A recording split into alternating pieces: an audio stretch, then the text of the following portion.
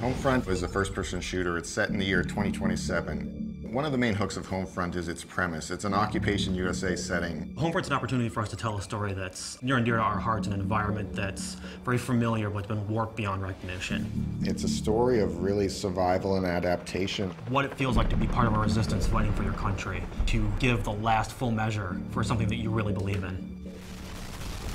In a lot of other games, you blow into a place, a slum or something like that, and you kill 100 people, and at the end of the level, you jump into a helicopter and fly away. At the end of our levels, there's no helicopter.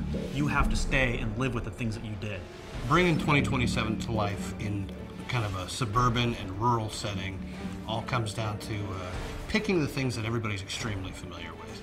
The buckets are now water collectors. The children's toys are still there, but they might just be repurposed for something else.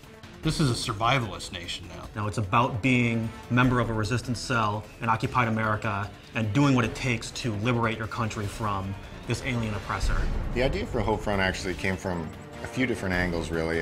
One of them was Red Dawn. I'd watched that, and that was very inspirational. John Milius is like a great American film creator. Apocalypse Now, Red Dawn, and Conan. He's just the type of guy that has this natural creative ability. He just knows when something's good. And he really brings 30 years of storytelling experience to us.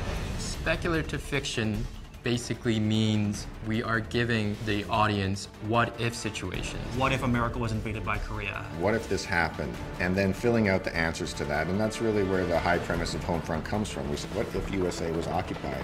What would it be like to experience that future? Historically, there are multiple examples of sudden rises and sudden falls. Ancient Greece, Mongolia, Japan. So when you say, how could a mighty power like the USA fall? It's really a combination of elements. It's the decline of the USA due to internal factors and global geopolitical situation.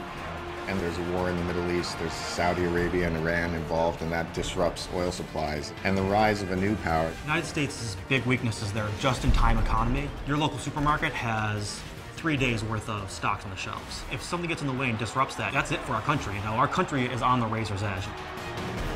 The North Koreans are the perfect enemy. The only North Korean that anybody knows is Kim Jong-il. This morning comes the news of Kim Jong-il's death.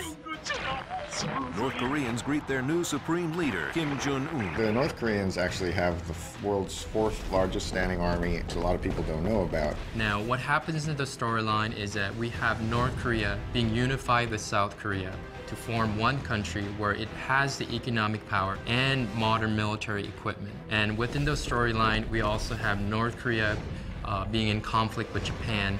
And training on American weapons and getting a lot of modern training and really building up a military from the other countries in the East Asia region.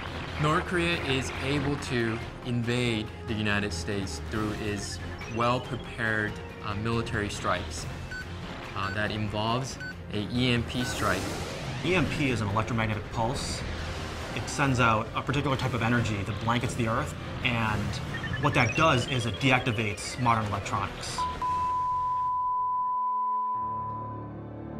You see things that aren't supposed to be happening. This little town main street, and it's got mom and pa shops and bakeries and banks, but there's soldiers and there's barbed wire. And that's kind of the genesis of where this phrase, the familiar has become alien, has come from. We want to show America, but twisted. War in the back suburbs, war in the elementary school playgrounds, baseball fields, high schools. Golden Gate Bridge becomes a battlefield. That's pretty darn alien if you ask me. It takes seeing an enemy hurting innocent people in front of you to make you understand why you're doing the things that you're doing.